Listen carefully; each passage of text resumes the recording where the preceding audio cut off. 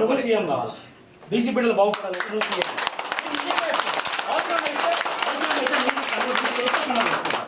నీ చేతితో నీకు కండవ కప్పుకోండి. ఎందుకు తెలుసా? బీసీ బిడ్డలకు న్యాయం జరగాలన్నప్పుడు ఇలాంటిలే కావాలన్నా. నీ గురించి ఎన్నో ప్రచారాలు చేస్తారు, బ్లాక్ మెయిల్ అంటారు, ఆ మెయిల్ అంటారు, ఈ మెయిల్ అంటారు.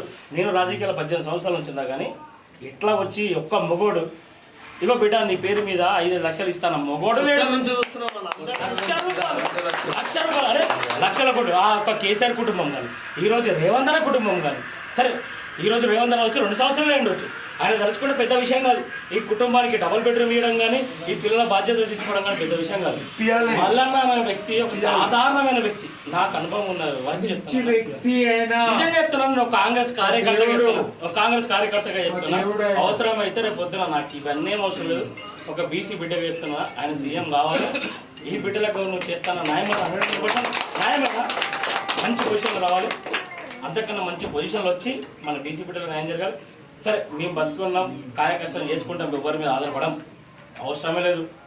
కానీ ఈ బిడ్డలకు న్యాయం చేసి ఇక 15 లక్షలు అంటే ఆ సమస్య విషయం కాదన్న, నాకు తెలుసు. 15 లక్షలే కాదు, అన్న ఏ స్థాయి ఈ చిన్న స్థాయి ఉంటేనే ఇట్లా ఆలోచిస్తున్నాంటే రేపు పొద్దున ఇంకా పెద్ద స్థాయి ఉంటే అయ్యే సార్ గవర్నమెంట్ దిగిపిస్తాను నువ్వు పోయాడు కూర్చోపో అంటే ఖచ్చితంగా మనం అధికారంలో